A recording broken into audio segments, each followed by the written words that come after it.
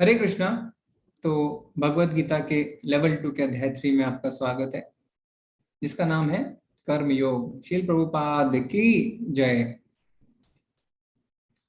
तो यहाँ पे हम देखेंगे कि किस तरीके से, अगर आपके पास भगवत गीता की किताब है तो आप अपने साथ में खोल के बैठ सकते हैं, क्योंकि लेवल 2 में हम बुक को भी रेफर करते रहेंगे थोड़ा थोड़ा।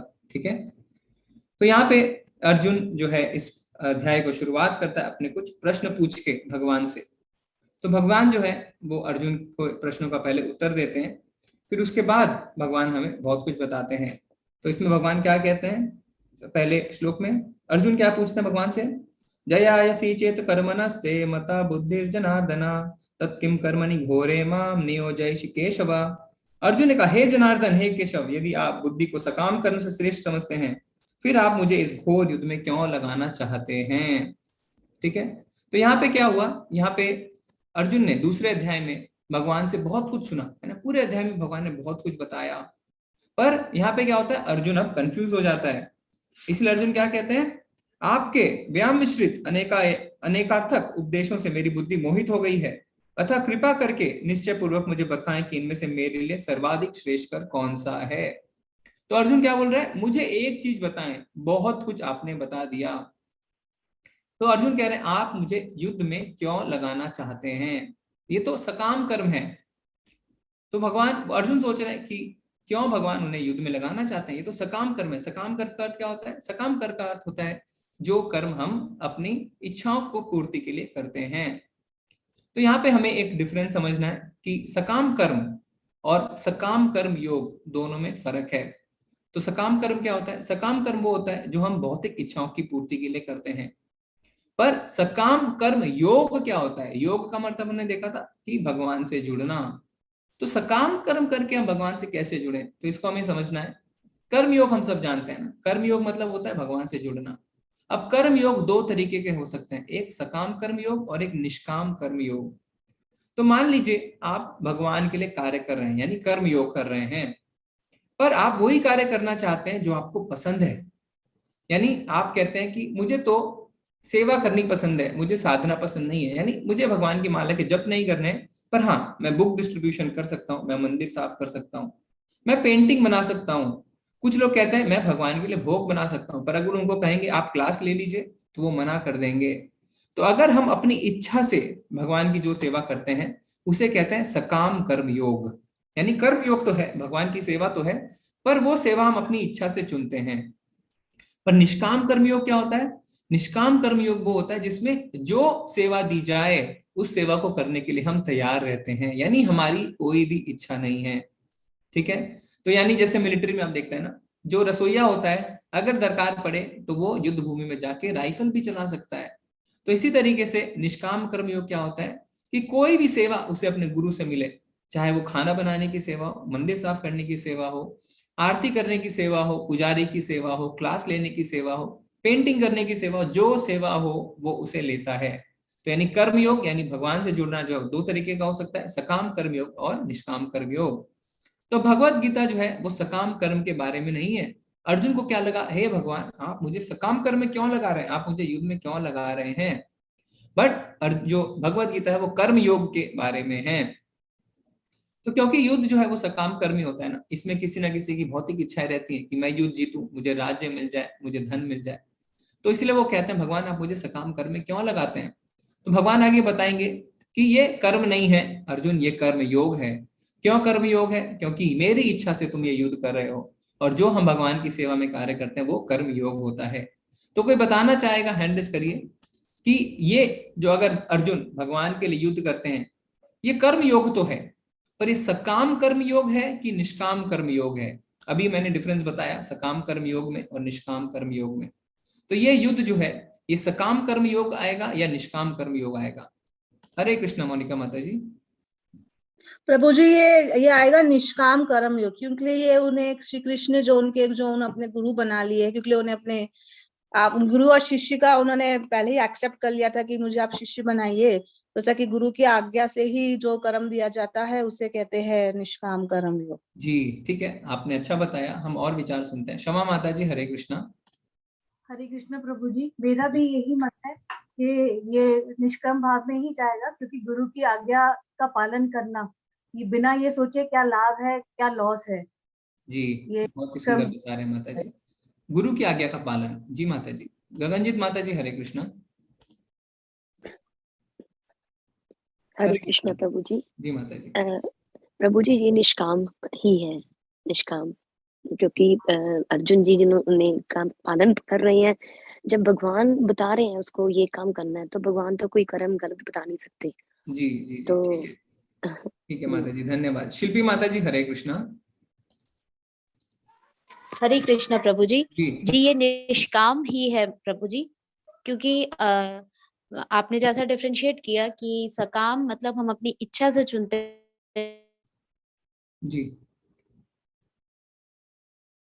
माता जी आपकी आवाज नहीं आ रही है, पर आपका पॉइंट समझ में आ गया था माता जी। अपनी इच्छा से चॉइस करके तब हम करते हैं, मगर यहाँ पे जो युद्ध हो रहा है वो केवल और केवल ईश्वर की इच्छा से हो रहा है, यानी श्री कृष्णा की इच्छा से।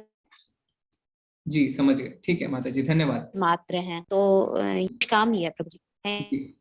तो माता जी ने बहुत स्पष्ट तरीके से बता दिया कि सकाम होता है हम अपनी इच्छा से चुनते। तो अर्जुन ने ये नहीं कहा ठीक है भगवान मैं आपकी सेवा कर सकता हूँ, पर ना मुझे युद्ध करने दो क्योंकि मैं बहुत कुशल धनुर्धर हूं। नहीं, वो तो युद्ध करने से मना कर देता है, पर भगवान कहते हैं तुम युद्ध करो। तो भगवान की इच्छा से जो हम कार्य कर रहे हैं, उन्होंने भगवान को, जो माता जी ने पहले भी बताया कि गुरु रूप में स्वीकार किया, तो गुरु की आज्ञा का पालन करना, जो सेवा दे वो सेवा लेना। तो ये युद्ध जो है वो हो गया निष्काम कर्मयोग, है ना। तो आप इसको लिख भी सकते हैं, नोट्स बना सकते हैं कि कर्मयोग यानी कर्मों से भगवान से जुड़ना, पर उसके अंदर दो चीजें हैं, सकाम कर्मयोग और निष्काम कर्मयोग। तो प्रभुपाद जी यहाँ पे तात्पर्य में लिखते हैं कि बाहर से लग सकता है कि भक्त सकाम कर्म कर रहे हो, पर वो सकाम कर्म में नहीं रहते, वो कर्म योग में रहते हैं, क्योंकि वो हमेशा भगवान के लिए कार्य करते हैं।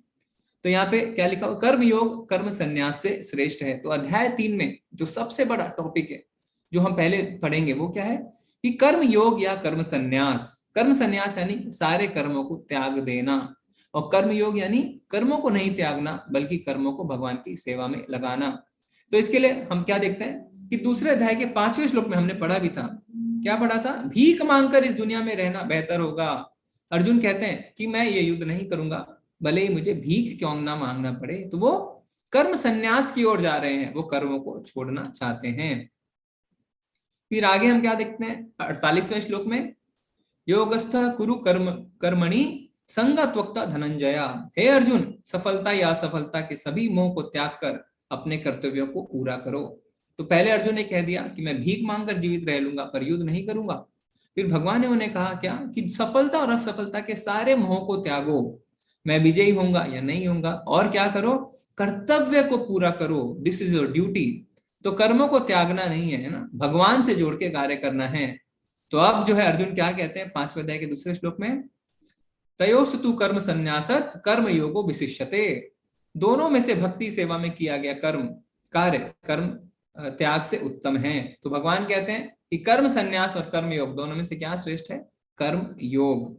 तो कर्म योग जो है वो कर्म संन्यास से बेहतर है, यह भगवान का फैसला है। तो कर्मों को त्यागना नहीं है बल्कि कर्मों को भगवान से जोड़ना है। दोनों ही अच्छे हैं, भगवान बताते हैं आगे चल के कि दोनों के माध्यम से हम भगवान को प्राप्त कर सकते हैं, पर दोनों में से सरल और अच्छा कौन सा है, कर्मयोग। तो इसमें जो है आप 6ठे श्लोक को देखिए। 6ठे श्लोक में क्या कहते हैं, जो कर्म इंद्रियों को वश में तो करता है किंतु जिसका मन इंद्रिय विषयों का चिंतन करता रहता है वह निश्चित रूप से स्वयं को धोखा देता है और मिथ्याचारी कहलाता है। तो भगवान यहाँ पे बता रहे मिथ्याचारी कौन है, वो मिथ्याचारी जिसने कर्मों को तो त्याग दिया ना, छोड़ो घर बार चलो हरिद्वार, पहुंच गए हरिद्वार, पहुंच गए हिमालय पे, ऊपर ऊपर से उन्होंने सारे कर्मों को त्याग दिया है ना। हमें लगता है उन्होंने अपने मन को वश में कर लिया, इंद्रियों को वश में कर लिया है, पर अंदर ही अंदर क्या होता है, क्योंकि उनका मन शुद्ध नहीं हुआ है, वो इंद्रिय विषयों का चिंतन करते हैं। तो यानी हिमालय पे चले गए, वहां पे भोग की वस्तु नहीं है, वहां पे गुलाब जामुन नहीं है खाने को, तो खा नहीं पाते हैं, पर अंदर ही अंदर उनके क्या चलता रहता है, इंद्रिय विषयों का चिंतन चलता है। तो इसीलिए यहाँ पे भगवान बताते हैं कि ऐसे लोग जो होते हैं वो मिथ्याचारी हैं, क्योंकि अभी तक उनके मनों में इंद्र विषय का अभी भी भोग चल रहा है।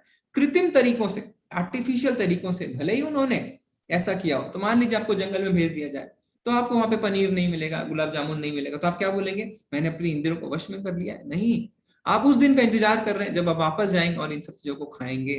तो अगर आप कहते हैं कि आपने कर्म संन्यास ले लिया और आपके मन पे आपका विजय आपने प्राप्त कर लिया, अपने इंद्रियों को वश में कर लिया, तो वो गलत है, क्योंकि अभी भी मन में आपके इंद्र विषयों का चिंतन चल रहा है। तो बाहर ही बाहर सब त्याग दिया, पर मन में अगर हम सोचते रहते हैं तो वो गलत है। तो उसे क्या कहते हैं? मिथ्याचारी।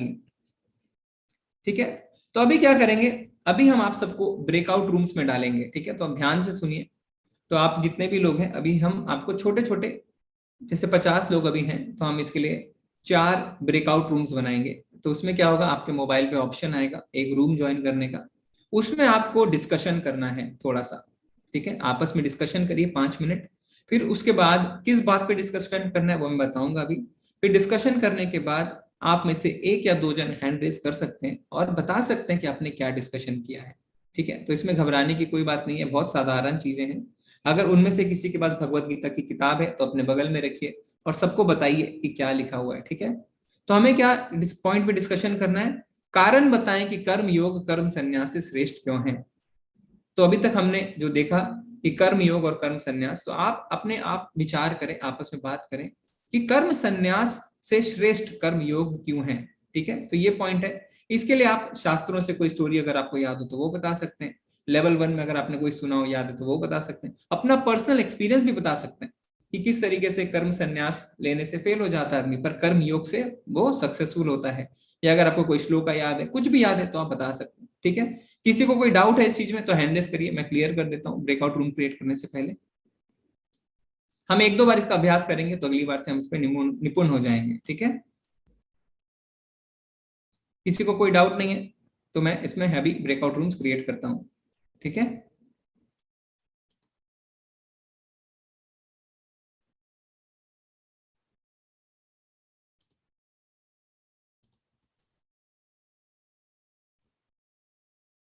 तो हम 5 मिनट आप चर्चा करिए आपस में, है ना, और फिर हम मिलेंगे। हरे कृष्णा।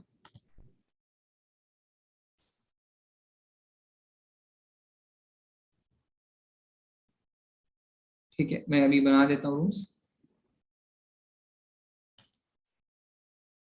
अभी आप ज्वाइन कर सकते हैं, आपके पास आ गया होगा ज्वाइन करने के लिए, तो आप अपने रूम्स में जाइए और ज्वाइन करिए रूम्स को।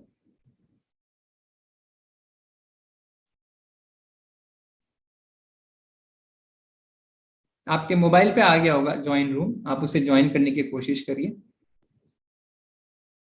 ठीक है, सब अपने अपने रूम को ज्वाइन करिए, 5 मिनट बाद हम आपको वापस बुला लेंगे। वैष्णवी माता जी आप ज्वाइन कर सकते हैं।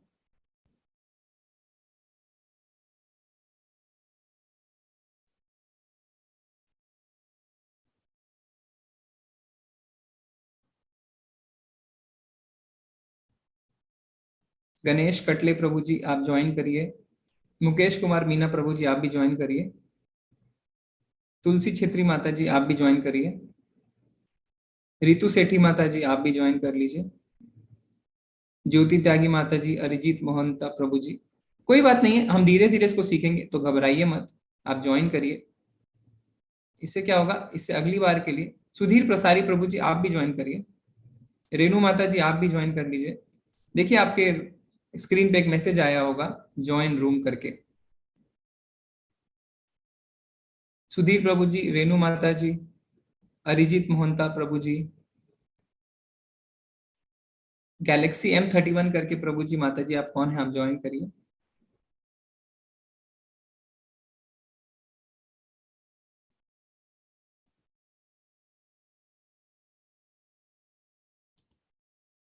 वैष्णवी माता जी,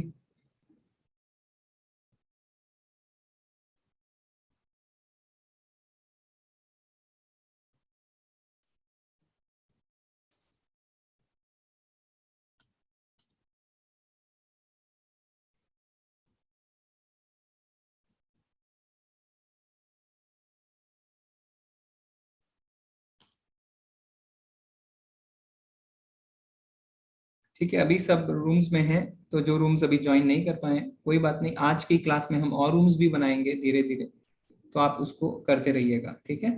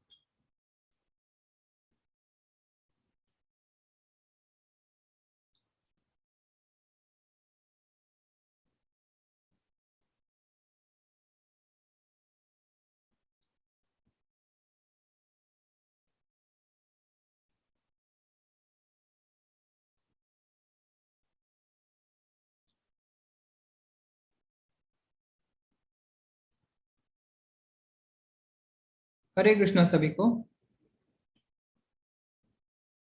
हरे कृष्णा। तो आप सब में से जिसने डिस्कशन किया है वो हैंड रेस करिए। कौन बताना चाहता है कि आपके ग्रुप में क्या डिस्कशन किया है?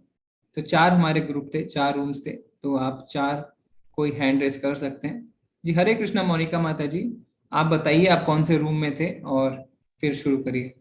मैं रूम नंबर 3 में थी प्रभु जी। जी माता जी बताइए। माता जी लोग ने सब यही कहा है कि कर्म योग ही श्रेष्ठ है, निष्काम जैसा कि संन्यास योग के वजह, क्योंकि हम हर अपने घर में रह के हम भगवान को सेंटर बना के हम हर चीज अपनी इंद्रिय तृप्ति को फिनिश ने मतलब इंद्रिय तृप्ति के लिए हम जो भी हम है, हम भगवान का बच्चा कि हम भोग लग रहे हैं तो हमारी इंद्रियां भी तृप्त हो जाती है भगवान का भोजन से, इसलिए हम कर्म के उसमें नहीं पड़ते हैं प्रभु जी। और मैंने 2 एग्जाम्पल्स भी दिए थे, एक तो सौरभ मुनि जो नदी में रह के मछलियों के संभोग को देख के विचलित होके फिर उन्होंने अपना संन्यास तोड़कर ऊपर फिर वो आके 50 महाराजा की 50 पुत्रियों के साथ शादी की।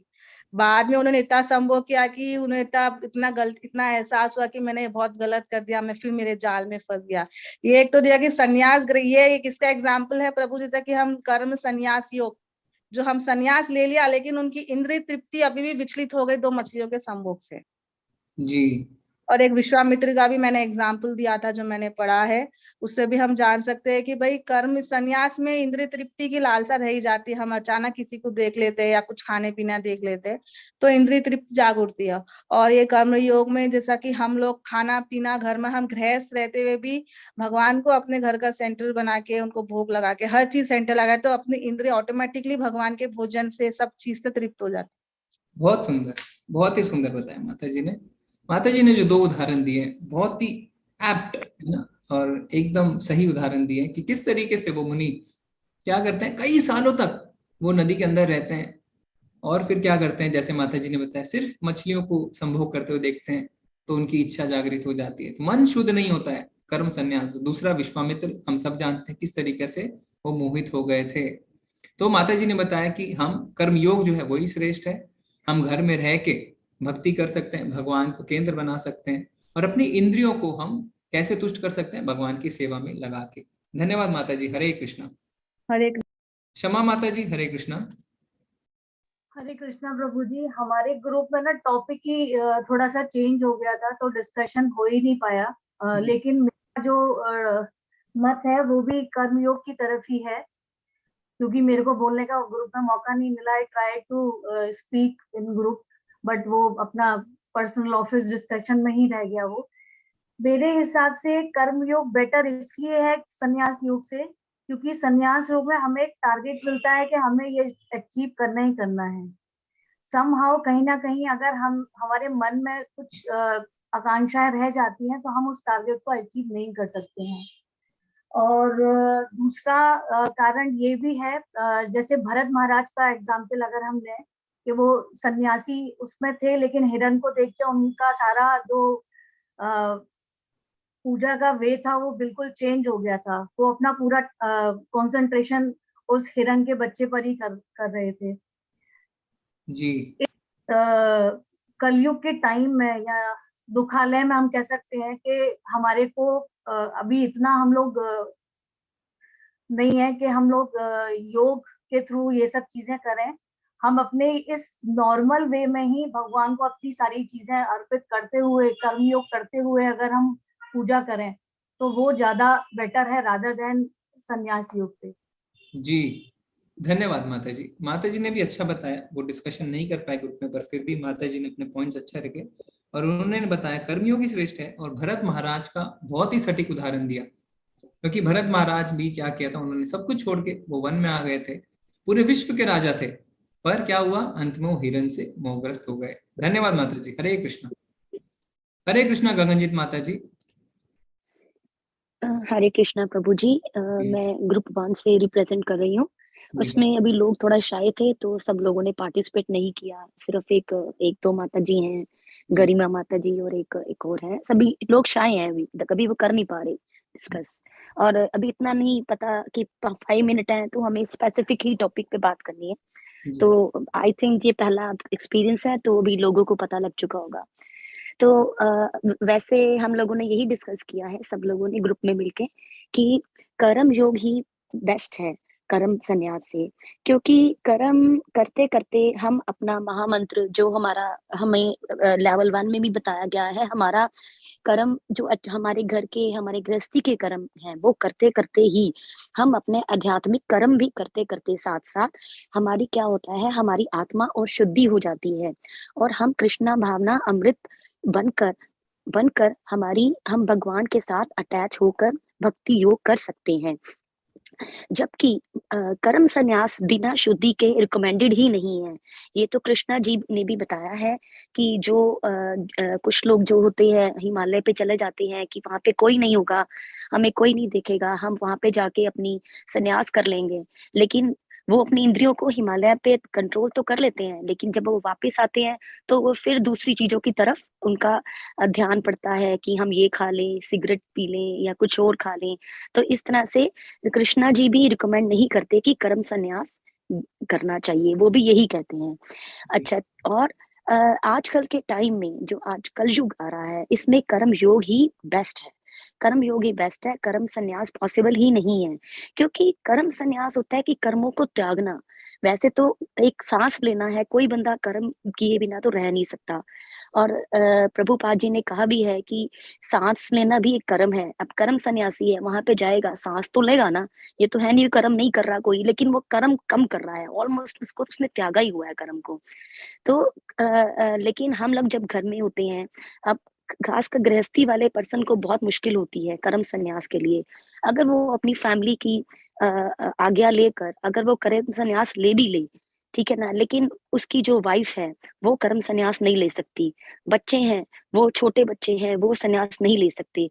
और यहाँ तक कि जो 5 साल के बच्चे हैं, जो बिगिनिंग स्टेज होती है बच्चों की, वो घर में बैठकर ही अपने पेरेंट्स से भक्ति योग के बारे में सीख सकते हैं, महामंत्र के थ्रू सीख सकते हैं। सो एक तो ये है। और तीसरा कलयुग से ही है कि कलयुग के लोग मंद बुद्धि हैं, झगड़ालू हैं, तो वो लोग डायरेक्ट संन्यास नहीं ले सकते, क्योंकि उनका मन तो शुद्ध है नहीं है, उनका मन बिल्कुल भी शुद्ध नहीं है। और जो लोग अपने नियत कर्मों को छोड़कर भी, अभी ये 3.4 में भी बताया गया है कि अपने नियत कर्मों को ना करके जो भगवान की दिव्य सेवा करता है, उसे भगवान उन्नति तो दे देते हैं, उसको स्वीकार भी कर लेते हैं, लेकिन उसके मार्ग में काफी सारी कठिनाइयां आती हैं, जिसको बुद्धि योग बोलते हैं। और बिना शुद्धि के तो बिल्कुल भी रिकमेंडेड ही नहीं है। तो जी अपने अपने कर्म अब एक चीज और भी है, कर्म करना भी एक यज्ञ है। यज्ञ का अर्थ है कि भगवान विष्णु को प्रसन्न करना। तो कृष्णा भावना अमृत के थ्रू ही हम, दिस इज द यज्ञ, कृष्णा भावना अमृत। अपनी भक्ति करो, अपनी इंद्रियों को भगवान के साथ जोड़ो, and this is the genuine way में ये यज्ञ है, यज्ञ वो नहीं है। भगवान भी कहते हैं कि सभी यज्ञों में से यही यज्ञ मेरा है, यही मेन यज्ञ है जो अपने आप को। और भगवान ने ये भी कहा हुआ है कि जो भक्ति योग करते हैं, आगे जाके अगले चैप्टर्स में आएगा कि कृष्णा भावना अमृत से जो लोग मेरी सेवा करते हैं, मेरे अपने मन को मेरे में लगाते हैं, वो मेरे को सबसे प्रिय हैं, वो मेरे को सबसे प्रिय हैं। और हाँ जी, और भी है मेरे पास पॉइंट कुछ। ठीक है माता जी, आपने बहुत ही अच्छे अच्छे पॉइंट्स रखे माता जी ने, और माता जी का हाँ जी, बहुत ही अच्छा चल रहा है।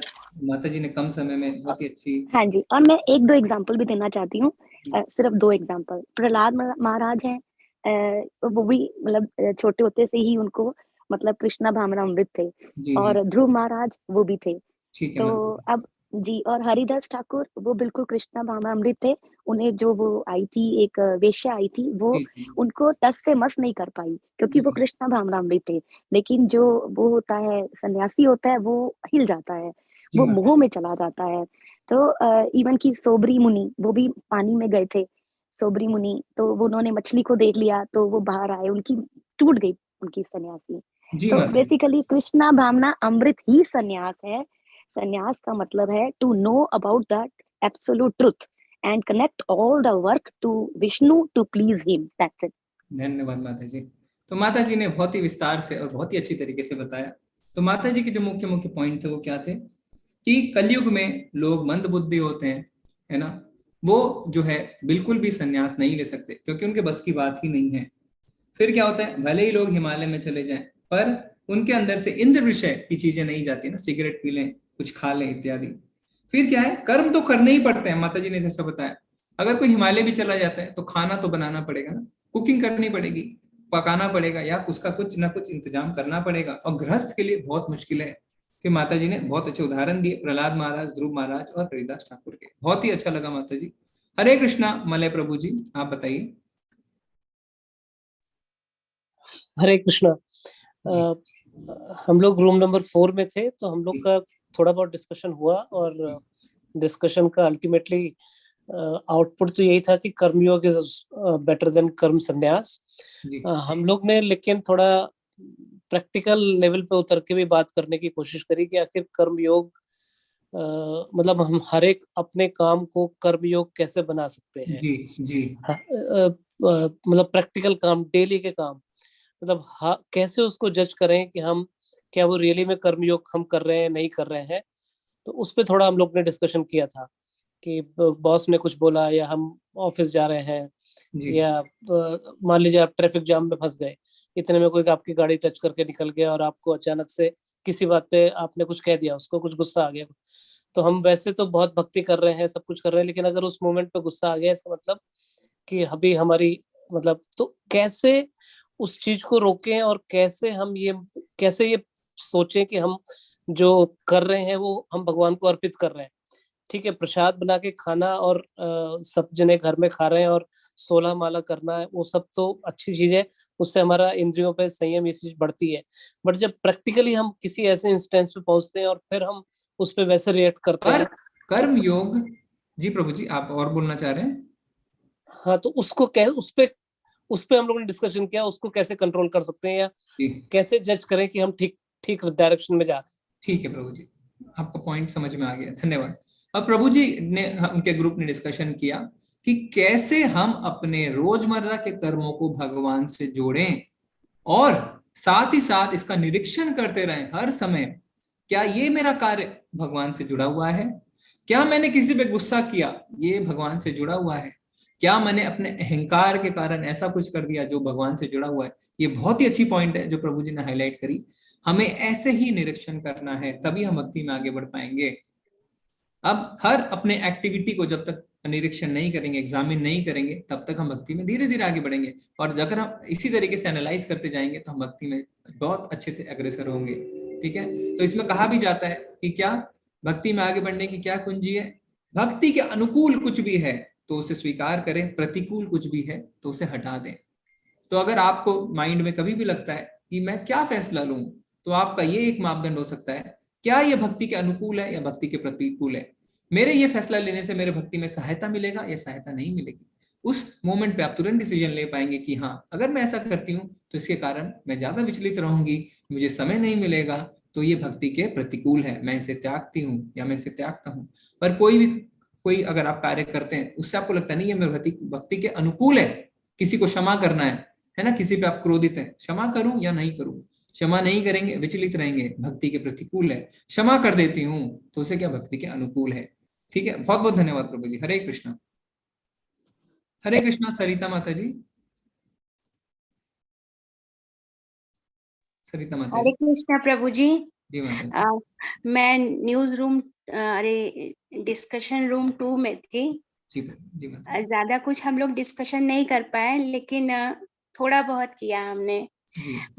मेरा मानना है प्रभु जी कि कर्म योग में रहना ज्यादा ही अच्छा है। जैसा कि गगनजीत माता जी ने कहा और अभी प्रभु जी ने सब बातें तो बता दी, लेकिन फिर भी मैं एक पॉइंट जोड़ना चाहूंगी कि जैसे कोई भी व्यक्ति है, कोई ना कोई अपने निर्दिष्ट कार्यों को करता है, कोई गृहस्थ जीवन में भी काम कर रहा है, उसकी जॉब है, तो वो उसको अगर ईमानदारी से करता है, तो ईमानदारी से करते हुए और प्रभु को याद भी करे, तो वो ज्यादा बेटर है। ये कर्म योग के अंतर्गत आएगा।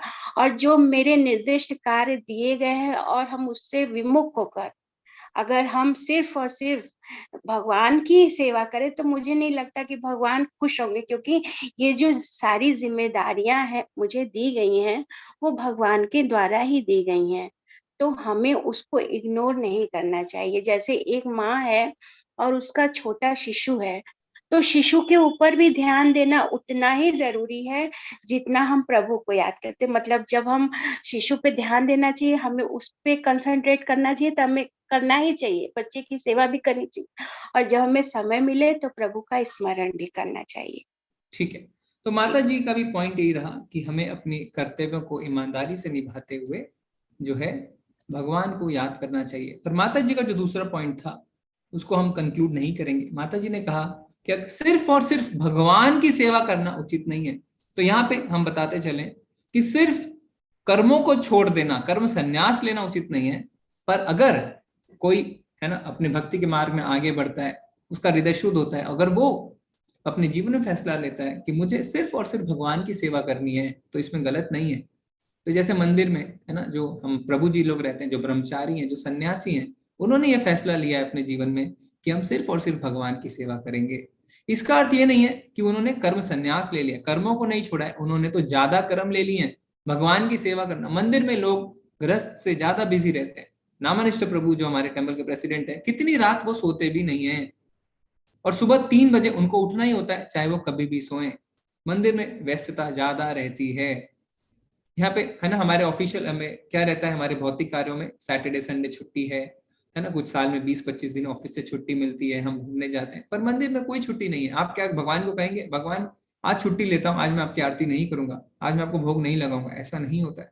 तो मंदिर में व्यस्तता ज्यादा रहती है। तो हमें यह समझना है कर्म संन्यास गलत है, पर अगर आप अपने जीवन को भगवान की सेवा में अर्पित करना चाहते हैं, जैसे सन्यासी ब्रह्मचारी और अदर भक्त करते हैं, तो वो गलत नहीं है। ठीक है माता जी। प्रतीक्षा माता जी, हरे कृष्णा। हरे कृष्णा प्रभु जी। जी प्रभु जी, माता मैं जी। भी रूम नंबर 4 में थी। गोयल प्रभु जी से ही डिस्कशन हो रहा था जी कि हम लोग थोड़ा प्रैक्टिकल चले गए थे, जैसे उन्होंने बताया। जी तो मेरा भी यही है कि कर्म योग करते रहिए, कर्म संन्यास तो नहीं हो पाएगा। और संन्यास का मतलब थोड़ा बहुत छोड़ना है प्रभु। जैसे मैं मेरा बोलूं, मेरा अगर मैं बोलती हूँ तो मैं मेरे कर्मों को नहीं छोड़ सकती। हाँ, कुछ चीजें हो जाती हैं जो कि आत्मग्लानि होती है, तो वो चीज मैं छोड़ देती हूँ ऊपर अपने काना पे कि ये मेरे से जो हुआ मैं इसकी क्षमा मांगती हूँ, और ये मेरे कर्म में नहीं था लेकिन मेरे से हो गया। फिर वही डिस्कशन हुआ सर प्रभु की, जैसे बॉस ने बोला और हमने कर्म किया लेकिन बॉस को नहीं अच्छा लगा, लेकिन हमने कर्म अपना 110% दिया उनको। हमें आत्मग्लानि नहीं होगी कि हमने उस चीज को अपने कर्म को छोड़ा नहीं। अब बॉस सेटिस्फाइड नहीं हुए, हम इम्प्रूव करेंगे उस चीज को कि हमने कहीं गलती की होगी तभी बहुत सेटिस्फाइड नहीं हुए, लेकिन कर्म हमने किया प्रभु, और उसको प्रभु को दिया कि हमने अपने तरफ से हम कर्म किए उस चीज को प्रभु। तो ये थोड़ा सा और मंथन नहीं कर पाए हम, बस ये प्रैक्टिकली थोड़ा चले गए प्रभु जी। जी जी जी। तो नहीं, ये था थोड़ा सा। जी धन्यवाद माता जी। और माता जी बहुत पुराने भक्त हैं, बहुत सेवा दे रहे हैं। वो सुबह 6 AM में बहुत महीनों से प्रतीक्षा माता जी एडमिन रहे हैं। धन्यवाद माता जी। तो माता जी ने भी बताया कि हम थोड़ा, उन्होंने प्रैक्टिकल डिस्कशन किया, तो ये अच्छी बात है। आज हमारा फर्स्ट टाइम ऐसा था, और लेवल 2 में जनरली ऐसा नहीं करते हैं। पर अभी प्रभु जी ने, सभा माता जी भी कुछ कहना चाहते हैं, ठीक है, उनका पहले हम सुनते हैं, फिर हम और डिस्कशन करेंगे। हरे कृष्ण माता जी। हरे कृष्ण प्रभु जी। मुझे इतना तो समझ में नहीं आया, लेकिन जब अभी समझ में आया तो उतना डिस्कशन हम लोगों की नहीं हो पाई, क्योंकि मुझे खुद न समझ में नहीं आई, मैं थोड़ा लेट ज्वाइन की थी। लेकिन अगर कर्म योग में, अगर मैं थोड़ा ऐड करना चाहूंगी, अगर कर्म योग में है कि अपने लिए करना, अगर कोई चीज हम अपने लिए करते हैं तो उससे हमें लिटरली अटैचमेंट होती है। अगर मुझे कोई चीज लेना है तो उससे अच्छी बेहतर करने की फिर से लालसा होने लगती है। अगर वही चीज अगर हम भगवान के लिए करते हैं तो हम शुद्ध भी होते हैं और हमारा अटैचमेंट उससे भी थोड़ा कम होता है। जैसे हम एक बच्चे के लिए, अपने बच्चे के लिए खाना बनाते हैं, तो हमारा अटैचमेंट खाना से ना होके अपने बच्चे को ज्यादा खुश करने में लगे होते हैं कि हम ये खाना अच्छा से अच्छा बना पाए ताकि मेरा बच्चा खुश हो पाए। हमारी ये नहीं होती है कि बना के हम खुद खा लें। अगर यही चीज हम किसी भी काम को भगवान की सेवा में करते हैं तो हमारी ये नहीं होगी कि ये मैं भूख करूंगी, ये लगेगा कि मैं और अच्छा करूं ताकि भगवान को खुशी मिले, और इससे अटैचमेंट हमें भगवान से होगी, उनके बारे में सोचेंगे और उनके पास जाएंगे। ये दूसरी चीजों में नहीं होगी। मेरा बस इतना ही समझ में आया मुझे। बहुत सुंदर, बहुत ही सुंदर पॉइंट रखा माता जी ने कि हमें अगर अपने लिए कार्य जब हम करते हैं तो उससे हमें आसक्ति होती है, हमारी भोग प्रवृत्ति और बढ़ती है। पर जब हम भगवान के लिए कार्य करते हैं, माता जी ने बहुत ही सुंदर उदाहरण से बताया, जैसे माँ बच्चे के लिए कार्य करती है तो खुद नहीं भोगना चाहती है उसे, है ना, वो चाहती है मेरे बच्चे को खुशी मिले। तो इसी तरीके से हमारी ऐसी भाव होने चाहिए भक्ति में कि हम खुद भोगने की प्रवृत्ति में ना रहे। ऋषि के न ऋषिकेश सेवनम, भगवान कैसे खुश हो सकते हैं, भगवान के लिए मैं अच्छे से अच्छा कैसा करूं। बहुत सुंदर माता जी, धन्यवाद। ठीक है, अभी हम चर्चा को आगे बढ़ाते हैं, थोड़ा हम डिस्कशन और करेंगे। तो ये फर्स्ट टाइम ऐसे हमने लेवल 2 में किया है। तो इसमें क्या है कि हम आराम आराम से चलेंगे, क्योंकि सबसे बात हुई तो सबने यही कहा कि हमें फास्ट नहीं करना है, पर हमें अच्छे से करना है ना। तो हम हो सकता है कि एक अध्याय एक दिन में ना कर पाए, पर हम धीरे धीरे इसी तरीके से डिस्कशन करते करते चलेंगे और इससे आप सबको भी अच्छा लगेगा। और काफी माताओं ने जो लेट ज्वाइन किया, हम बताएं हमने क्या किया था माता जी, हमने कुछ रूम्स बनाए थे, ये टॉपिक दिया था कि कर्म संन्यास अच्छा है या कर्म योग, तो इसमें आपने डिस्कशन किया। तो ऐसा हम करेंगे तो भक्ति वृक्षा में भी आपको हेल्प मिलेगी कि कैसे हमें डिस्कशन करना है, क्या हमें पढ़ना है नहीं पढ़ना है। ठीक है, अगर आपको ऐसे ही चलना है डिस्कशन करते करते तो आप एक हैंड रेस करके बताइए, या आपको नॉर्मल जैसे क्लासेस चलती है ना, एक फटाफट क्लास खत्म कर दिया वैसा।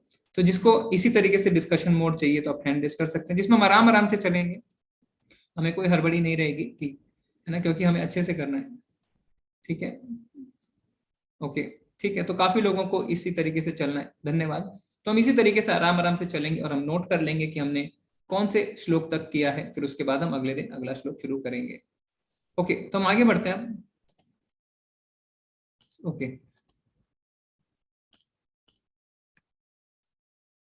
तो अब यहाँ पे क्या है, वर्ण आश्रम धर्म। ठीक है, तो अभी हमने कर्म संन्यास और कर्म योग जाना, अब हम जानेंगे वर्ण आश्रम धर्म। वर्ण आश्रम धर्म क्या होता है हमने थोड़ा थोड़ा जाना है लेवल 1 में। ठीक है, वर्ण और आश्रम, 4 वर्ण और 4 आश्रम होते हैं। तो भगवान क्या कहते हैं, चातुर्वर्ण्य मया सृष्टम गुण कर्म विभाग सा। ठीक है, यानी 4 तरीके के जो वर्ण है उनको मैंने गुण और कर्मों के हिसाब से बनाया है। 4 वर्ण क्या है और 4 आश्रम क्या है, ब्राह्मण, क्षत्रिय, वैश्य और शूद्र, ये हो गए 4 वर्ण। और उनके और 4 आश्रम, ब्रह्मचार्य, गृहस्थ, वानप्रस्थ और सन्यास। ठीक है, तो अब इसके लिए क्या है, इसके लिए भगवान कैसे हमें अब क्या बताएंगे, कर्म कांड से शुरू करके धीरे धीरे कर्म योग तक लेके जाएंगे, तो उसको हम पढ़ेंगे। तो सबसे पहले हम तीसरे अध्याय का 10वां श्लोक पढ़ते हैं। तो तीसरे अध्याय के 10वें श्लोक में भगवान क्या कहते हैं, सृष्टि के प्रारंभ से समस्त प्राणियों के स्वामी यानी प्रजापति ने विष्णु के लिए यज्ञ सहित मनुष्यों तथा देवताओं की संततियों को रचा और उनसे कहा, तुम इस यज्ञ से सुखी रहो, क्योंकि इसके कारण से तुम्हें सुख पूर्वक रहने तथा मुक्ति प्राप्त करने के लिए समस्त वांछित वस्तुएं प्राप्त होती रहेंगी। ठीक है, तो भगवान यहाँ पे क्या कह रहे हैं, भगवान यहाँ पे कर्म कांड का ज्ञान दे रहे हैं तीसरे अध्याय के 10वें श्लोक से लेके 16वें श्लोक तक। ठीक है, तो इसमें क्या बता रहे हैं, भगवत गीता में कहा गया है, तो मैं प्रभुपाद जी का परपट पढ़ रहा हूं, अगर आपके पास किताब है तो आप देख सकते हैं। भगवत गीता में कहा गया है, भगवान का कथन है कि वेदों का उद्देश्य मुझे समझना है। तो वेदों का उद्देश्य है भगवान को समझना। वैदिक स्तुतियों में कहा गया है क्या, अतः जीवन के स्वामी प्रजापति श्री भगवान विष्णु हैं। श्रीमद् भागवत में भी श्री सुखदेव गोस्वामी ने भगवान को अनेक रूपों में पति कहा है। कलयुग में वैदिक शास्त्रों में संकीर्तन यज्ञ का विधान किया है और इस दिव्य विधि का प्रवर्तन चैतन्य महाप्रभु द्वारा इस युग में समस्त लोगों के उद्धार के लिए किया गया है। संकीर्तन यज्ञ तथा कृष्ण भावनामृत में अच्छा तालमेल है। तो यहाँ पे क्या है, यहाँ पे भगवान बता रहे हैं कि देवी देवताओं की अगर हम पूजा करते हैं तो क्या होता है, वो हमें कुछ फल प्रदान करते हैं। पर इस फल का क्या अर्थ है, इस फल का अर्थ ये नहीं है कि हम उन्हें अपने भौतिक सुखों को और बढ़ाने के लिए लगाएं। इसका अर्थ ये है कि हम उन फल को प्राप्त करके अपने भक्ति को और अच्छे से निभा सकें। तो ये कारण है। और जितने भी यज्ञ होते हैं वो क्या होते हैं, वो भगवान की तृप्ति के लिए होते हैं। भगवान क्या कहते हैं, भोक्ताराम यज्ञ तपसाम, यानी जितने यज्ञ मैं ही उसका भोक्ता हूं। तो जैसे गगनजीत माता ने जो क्या बताया था कि यज्ञ के स्वामी विष्णु हैं। तो जब हम यज्ञ करते हैं तो विष्णु खुश होते हैं। और इस कलयुग में क्या यज्ञ बताया गया, कलयुग में बताया गया जप करना, संकीर्तन करना। यज्ञ नाम जप यज्ञोस्मि, यानी जितने यज्ञ हैं उसमें मैं जप यज्ञ हूं। फिर भगवान आगे क्या बताते हैं, यज्ञों के द्वारा प्रसन्न होकर देवता तुम्हें भी प्रसन्न करेंगे और इस तरह मनुष्य तथा देवताओं के मध्य सहयोग के सबों को संपन्नता प्राप्त होगी। तो इसमें प्रभुपाद जी अपने तात्पर्य में लिखते हैं, देवतागण सांसारिक कार्यों के लिए अधिकार प्राप्त प्रशासक हैं। प्रत्येक जीव द्वारा शरीर धारण करने के लिए आवश्यक वायु, प्रकाश, जल तथा अन्य सारे वर उन देवताओं के में अधिकार में हैं, जो भगवान के शरीर के विभिन्न भागों के असंख्य सहायकों के रूप में स्थित हैं। तो यहाँ पे बता रहे प्रभुपाद जी कि जो देवतागण है उन्हें पावर है कि वो आपको भौतिक चीजों को जो है दे सके, और वो भगवान के शरीर के अंगों की तरह हैं। उनकी प्रसन्नता तथा अप्रसन्नता मनुष्यों द्वारा यज्ञ की संपन्नता पर निर्भर है। कुछ यज्ञ किन्हीं विशेष देवताओं को प्रसन्न करने के लिए होता है। पर प्रभुपाद जी ने क्या बताया, भगवान ने क्या बताया, यज्ञ नाम जप योग्योस्मि, यानी अगर हमें यज्ञ से भगवान को खुश करना है, क्योंकि सारे यज्ञ अल्टीमेटली भगवान की खुशी के लिए होते हैं, और देवता हमें बिना भगवान की परमिशन के कुछ दे भी नहीं सकते। तो अगर ऐसा होता है तो क्या होता है, ऐसा होता है तो हमें भगवान का ही जप करना है, भगवान के नाम का जप करना है। ठीक है। फिर 12वें श्लोक में भगवान क्या कहते हैं, जीवन की विभिन्न आवश्यकताओं की पूर्ति करने वाले विभिन्न देवता यज्ञ संपन्न होने पर प्रसन्न होकर तुम्हारी सारी आवश्यकताओं की पूर्ति करेंगे, किंतु जो इन उपहारों को देवताओं को अर्पित किए बिना भोगता है वह निश्चित रूप से चोर है। तो यहाँ पे क्या बताएं, भगवान बताते हैं कि आपको सब सुविधाएं मिलेंगी जिससे आप भक्ति कर सके, पर अगर आप उसको बिना अर्पित किए करते हो तो आप चोर हो। देवतागण भगवान विष्णु द्वारा भोग सामग्री प्रदान करने के लिए अधिकृत किए गए हैं। जैसे प्राइम मिनिस्टर होता है ना, उनके बहुत सारे मिनिस्टर हैं, है ना, एजुकेशन मिनिस्टर है, हेल्थ मिनिस्टर है, फिनांस मिनिस्टर है, एग्रीकल्चर मिनिस्टर है, डिफेंस मिनिस्टर है, होम मिनिस्टर है। तो इसी तरीके से जो देवतागण होते हैं वो क्या होते हैं, वो होते हैं भगवान के अधिकृत प्रतिनिधि, है ना, जिनको उन्होंने बताया कि ठीक है आप ऐसे ऐसे लोगों की मदद करिए। अतः नियत यज्ञों द्वारा उन्हें अवश्य संतुष्ट करना चाहिए। वेदों में विभिन्न देवताओं के लिए भिन्न भिन्न प्रकार के यज्ञों की संस्तुति है, किंतु वे सब अंततः भगवान को ही अर्पित किए जाते हैं। तो यहाँ पे बता दिया भगवान ने कि अंततः क्या होता है, अंततः ये जो है भगवान को ही मिलते हैं। तो बार बार यहाँ पे जो है भगवान देवताओं की बात कर रहे हैं, कर्म कांड पे जोर दे रहे हैं, पर वेदों में भगवान कहते हैं कि वेदों का लक्ष्य तो मुझे जानना है। तो कोई बता सकता है, आप हैंड रेज करिए, कि इतना भगवान बता रहे हैं कि देवताओं की पूजा से ये प्राप्त होता है, देवताओं की पूजा से वो प्राप्त होता है, ये कर्म कांड के बारे में भगवान क्यों बता रहे हैं, जबकि भगवान बताते हैं कि वेदों का लक्ष्य है मुझे जानना। तो डायरेक्टली भगवान क्यों नहीं बोल रहे हैं कि मेरी भक्ति करो, भगवान इनडायरेक्टली ऐसा क्यों बोल रहे हैं कि ठीक है देवताओं को तुम खुश कर सकते हो जिससे तुम्हें भौतिक सुख मिल सकते हैं, ऐसा क्यों है? किसी को आइडिया है, कोई बताना चाहता है कि भगवान डायरेक्टली भक्ति के बारे में क्यों नहीं बता रहे, भगवान ऐसा क्यों कर्म कांड के बारे में बता रहे हैं? हरे कृष्णा माता जी। हरे कृष्णा प्रभु जी। कर्म कांड बेसिकली वो लोग हैं, बेसिकली जैसे कुछ लोग लालच करते हैं, ठीक है, भगवान कहते हैं कि चलो तू, जैसे एक भक्ति है वो एकदम जैसे छोटा बच्चा होता है क्लास, उसको हम डायरेक्ट नहीं बता सकते 8+2 क्या होता है, 10 होता है, तो उसको बिगिनिंग से बतानी होती है।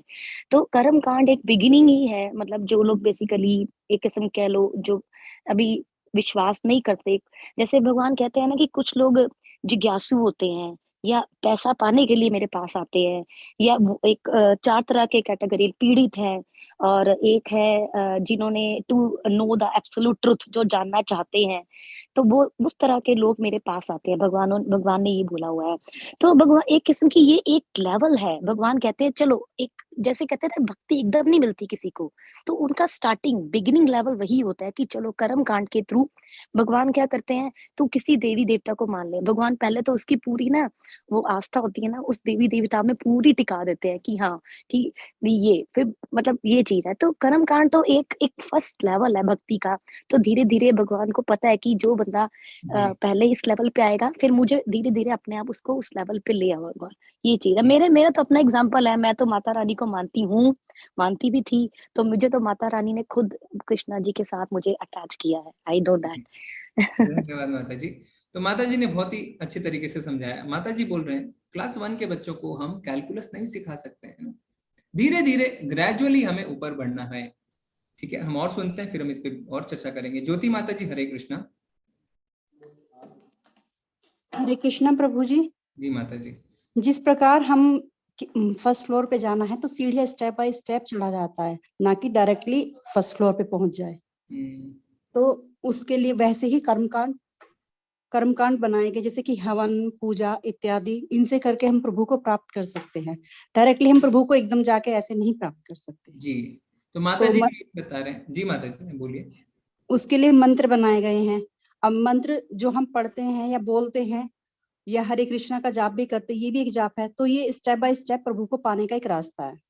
जी धन्यवाद। तो माता जी भी बता रहे हैं ग्रेजुअली होता है, तो ये सीढ़ियों की तरह है ना। अचानक से हम बोले कि मुझे तो एकदम ऊपर वाले मंजिल पे पहुंचना है, तो ऐसा संभव नहीं हो पाएगा। तो स्टेप बाय स्टेप हम जाएंगे। तो ये एक बहुत इंपॉर्टेंट पॉइंट है जो आप सब कोई बोल नहीं रहा है, आप बोलेंगे तो अच्छा है कि क्यों ऐसा होता है, स्टेप बाय स्टेप में ऐसा क्या हमें मिलता है ना। इस पॉइंट को अगर आप थोड़ा सा विचार करके बताएं कि स्टेप बाय स्टेप में ऐसा हमारे अंदर क्या परिवर्तन आता है कि हम भक्ति के पात्र बनते हैं। हरे कृष्णा माता जी। डॉक्टर पूनम बिरमानी माता जी, ऐसा क्या चीज है जो स्टेप बाय स्टेप हमारे अंदर डेवलप होता है? जी माता जी। हाँ, हरे कृष्णा जी। एक जी माता जी। माता जी आपकी आवाज नहीं आ रही है। क्षमा माता जी। हरे कृष्णा। हरे कृष्णा प्रभु जी। जी प्रभु जी, मैं इस चीज को ना दो भागों में बांटना चाहूंगी। पहला तो यही जो माता जी ने बोला है, दूसरा ये है कि भगवान इस चीज को डिफरेंशिएट भी करना चाह रहे हैं कि कहीं अगर आप देवताओं की पूजा करते हो तो आप अपनी इच्छाओं की पूर्ति के लिए करते हो, और आप अगर भगवान को चाहते हो तो भगवान की इच्छा ही आपकी इच्छा होती है। तो भगवान डिफरेंट शेड कर रहे हैं कि अगर आप ये वाला सेगमेंट चूज करते हो तो आपको इस वाले रास्ते में आप लूप में फंस जाओगे, लाइफ साइकिल के जन्म लेना और ये सारी चीजें आपकी चलती रहेंगी। और अगर आप मेरी साइड आओगे, मेरी भक्ति करोगे, तो आप इस लाइफ साइकिल से हट जाओगे और मेरे पास आ जाओगे। पहली चीज तो ये। दूसरी चीज, ये स्टेप बाय स्टेप जाने का मतलब ये है कि अगर हमारे अंदर जो भी कुछ कमियां हैं हम उनको खत्म कर दें और स्टेप बाय स्टेप आगे बढ़ेंगे, तो वो कमियां खत्म होती चली जाएंगी, हम उतने ही शुद्ध होते चले जाएंगे। और जब हम शुद्ध हो जाएंगे तब हम भगवान को अपने आप को अर्पित कर सकते हैं। तो मेरे बस दो ही पॉइंट है। हरे कृष्ण। माता जी ने एक पॉइंट स्टेप बाय स्टेप वाला बोला जिससे हमारी शुद्धि बढ़ेगी। दूसरा पॉइंट माता जी ने अच्छा बताया, जब तक आपको दुख नहीं पता है तब तक सुख की आपको इंपॉर्टेंस नहीं पता चलेगी। जब तक ठंडा नहीं पता है तब तक गर्म क्या है नहीं पता चलेगा। तो इसी तरीके से जब तक आपको कर्मकांड है ना, और उसमें आपको पता चलेगा कर्मकांड करेंगे, भगवान आगे बताते हैं क्या बताते हैं, जो देवताओं की पूजा करते हैं उसके लिए भगवान शब्द यूज करते हैं अल्प मेधसा, यानी अल्प बुद्धि वाले, और रित ज्ञाना। रित ज्ञाना मतलब जिनकी बुद्धि भौतिक इच्छाओं द्वारा मारी गई है। क्यों? क्योंकि जो देवी देवता हमें फल प्रदान करते हैं वो दो होते हैं, क्षणिक और सीमित, यानी लिमिटेड एंड टेम्पोररी। तो जब तक हम सफर नहीं करेंगे, लिमिटेड और टेम्पोररी फल मिल रहे, अरे मैंने तो इतनी पूजा करी मुझे तो क्षणिक ही फल मिले, है ना। तो ये माता जी बता रहे डिफरेंशिएट करना कर्म कांड और भक्ति में, कि जब हमें पता चलेगा कि नहीं ये कर्म कांड ठीक नहीं है, हमें भक्ति की ओर जाना है। तो ये भी माता जी ने अच्छा पॉइंट रखा। हम एक और पॉइंट डिस्कस करेंगे फिर हम आगे बढ़ेंगे। शिल्पी माता जी। हरे कृष्णा। हरे कृष्ण प्रभु जी। प्रभु जी, मुझे भी बिल्कुल एग्जैक्टली यही बात कहनी थी कि अगर हम कर्मकांड की ओर जाते हैं तो इसका मतलब ये कि हम हमारी इच्छाएं जितनी हैं, हमारी जो भी इंद्रियां हैं, जिसको हम तृप्त करना चाहते हैं, ए इच्छा अगर उत्पन्न हुई तो हमने किसी ए देवता को की पूजा की, फिर बी इच्छा प्रकट होती है, फिर बी की तृप्ति के लिए हम दूसरी देवता की पूजा करते हैं, सी के लिए, ऐसे गोइंग ऑन में चलता रहता है। और हम इसी में एक दुख को खत्म करने के लिए दूसरे की बात करते हैं, फिर दूसरे को तीसरे से, ऐसे हम इसी कलयुग में और इसी मतलब मृत्यु लोक में घूमते रह जाते हैं और हम भगवत धाम नहीं पहुंच पाते हैं। तो जब हम इसी तरह की चीजों में फंसे रहेंगे तो हमें इससे निकलने का भी रास्ता ढूंढना होगा, और जब हम इस रास्ते को ढूंढेंगे तभी हमें भगवत धाम की और जो वे है या कृष्णा की पूजा करना है और महामंत्र है, तब हम इस रास्ते पे चल पाएंगे और तब हम भगवत धाम को प्राप्त कर पाएंगे। जी तो माता जी ने भी अच्छा पॉइंट रखा। माता जी बता रहे हैं कि आपको है ना, जैसे अगर आप प्राइम मिनिस्टर के पास नहीं जाते हैं तो आप मिनिस्टर्स के पास जाते हैं, तो आपको अलग अलग मिनिस्टर के पास जाना है ना, ABCD पर। यानी इसका अर्थ क्या हो गया, इसमें प्रभुपाद जी 3 उदाहरण देते हैं, बहुत अच्छे उदाहरण। भगवान की पूजा नहीं करना और देवताओं की पूजा करने का कैसे इसको हम समझ सकते हैं, जैसे पेड़ की जड़ में पानी ना डाल के पत्तियों में पानी डालना, टहनियों में पानी डालना, फूल में पानी डालना, है ना। तो ये क्या हो गया, ये हो गया देवता की पूजा। तो जड़ में अगर हम पानी डालेंगे, भगवान को अगर हम खुश करेंगे तो सब खुश हो जाएंगे, पर अलग अलग हमें करना होता है। फिर क्या है, पेट को खाना नहीं खिला के शरीर के अंगों को खाना खिलाना। तो ये तो वही हो गया, पेट को अगर हम खाना खिलाएंगे तो पूरा शरीर पोषित रहेगा, ठीक है। और इस तरीके से प्रभुपाद जी एक और उदाहरण देते हैं कि सरकारी नियमों को ना पालन करके और अफसरों को रिश्वत देना। तो ये इस तरीके की बात हो गई, ठीक है। तो माता जी ने अच्छा पॉइंट रखा, ठीक है। तो हम इसको आगे बढ़ते हैं। तो यानी भगवान कर्म कांड क्यों कह रहे हैं, तो इसमें यह है क्योंकि हमें ग्रेजुअली धीरे धीरे आगे बढ़ना है ना। अभी हम उस लेवल के नहीं हो कि हम सीधे भक्ति करें, पर कर्म कांड से ग्रेजुअली हम क्यों बढ़ते हैं आगे, क्योंकि हमारे अंदर शरणागति आती है। ये बहुत इंपॉर्टेंट है। जब हम कर्म कांड करते हैं, किसी देवी देवताओं के उपासक बनते हैं, तो हम उनकी शरण में जाते हैं, और भक्ति बिना शरणागति के नहीं हो सकती। तो धीरे धीरे हम शरणागति सीखते हैं। तो 13वें श्लोक में भगवान अब बताते हैं कि संत जो होते हैं उनका डेफिनेशन क्या होता है। भगवान के भक्त सभी प्रकार के पापों से मुक्त हो जाते हैं, क्योंकि वे यज्ञ में अर्पित किए भोजन प्रसाद को ही खाते हैं। अन्य लोग जो अपने इंद्र सुख के लिए भोजन करते हैं, वे निश्चित रूप से पाप खाते हैं। तो हमने देखा ये पॉइंट कि यहाँ पे भगवान बताते हैं कि जो लोग भगवान को अर्पित किए बिना नहीं खाते हैं वो पाप खाते हैं, और जो लोग भगवान को अर्पित करके खाते हैं वो क्या है, वो निश्चित रूप से जो है प्रसाद खाते हैं। तो यहाँ पे प्रभुपाद जी तात्पर्य में लिखते हैं, संतगण श्री भगवान गोविंद या मुकुंद या कृष्ण के प्रगाढ़ प्रेम में मग्न रहने के कारण कोई भी वस्तु परम पुरुष को अर्पित किए बिना ग्रहण नहीं करते। अब आप किसी से प्रगाढ़ प्रेम करते हैं तो उसको बिना कोई भी चीज ग्रहण किए आप स्वीकार नहीं कर सकते। तो इसमें भगवान बताते हैं प्रभुपाद जी कि संत कौन होते हैं। फलतः ऐसे भक्त पृथक पृथक भक्ति साधनों के द्वारा यथा श्रवण कीर्तन स्मरण अर्चनम आदि के द्वारा यज्ञ करते रहते हैं, जिससे वह संसार की संपूर्ण पापमय संगति के कलमश से दूर रहते हैं। अपने लिए या इंद्र तृप्ति के लिए भोजन बनाते हैं, वे ना केवल चोर हैं अपितु सभी प्रकार के पापों को खाने वाले हैं। तो मान लीजिए किसी के बगान से चुरा के खा लिया, तो आप तो पापी खा रहे हैं ना, आपने उसको धन्यवाद भी नहीं दिया, है ना। तो यहाँ पे जो भगवान साफ साफ बताते हैं कि अगर हम भगवान को बिना अर्पित किए हुए खाते हैं तो हम चोर हैं और हम पाप खाते हैं। तो यहाँ से अब हम देखेंगे क्या 14वें श्लोक में, जो हमारा आज क्लास का आखिरी श्लोक होगा, कि 14वें श्लोक में भगवान जो है कर्म कांड से अब उसको नियत कर्मों से उसे जोड़ते हैं। तो अभी तक हमने देखा कर्म कांड किस तरीके से देवताओं की पूजा करके हम भौतिक जो है चीजों को पा सकते हैं, पर वो क्षणिक है और सीमित है, और उसके लिए भगवान क्या कहते हैं, अल्प मेधसा, अल्प बुद्धि वाले। अब हम देखेंगे 14वें श्लोक में भगवान कर्म कांड को नियत कर्मों से जोड़ते हैं। नियत कर्म क्या होते हैं, नियत कर्म वो कर्म होते हैं जो वेदों के अनुसार अपने वर्ण के अनुसार हमें करने चाहिए। तो जो जिस वर्ण में है उसके लिए नियत कर्म आधारित है, लिखा हुआ है कि उसे ये करना है। जैसे ब्राह्मण के नियत कर्म, वैश्य के नियत कर्म, शूद्र के नियत कर्म, इसी तरीके से क्षत्रिय के क्या नियत कर्म है।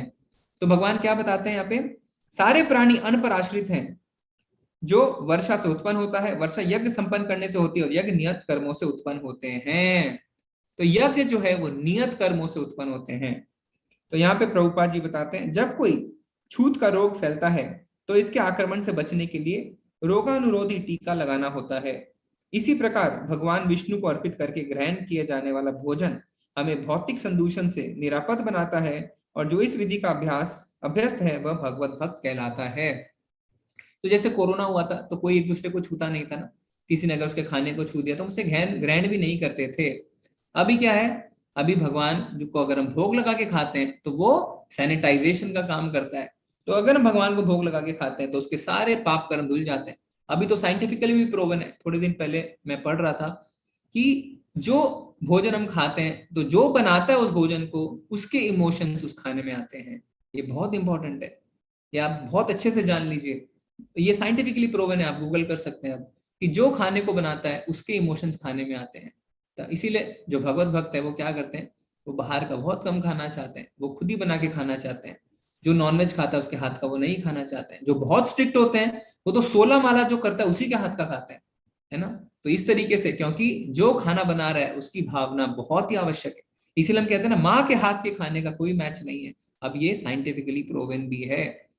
तो इसीलिए जब हम क्या करते हैं, खाने को भगवान को अर्पित कर देते हैं, तो उस खाने का, उस भोजन के जितने कर्म हैं हम उसको जीरो कर देते हैं, न्यूट्रलाइज कर देते हैं। ठीक है, तो ये बहुत आवश्यक है कि हम भगवान को भोग लगा के ही खाएं। मनुष्य विभिन्न प्रकार के अन्न, साग, फल आदि खाते हैं, जबकि पशु इन पदार्थों से के उत्कृष्ट को खाते हैं। तो क्या हम बहुत सारे अन्न को खाते हैं और पशु क्या करते हैं, उसके झूठे को खाते हैं।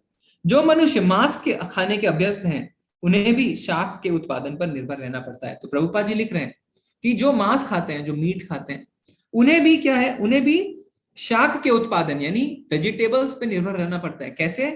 क्योंकि पशु शाक ही खाते हैं।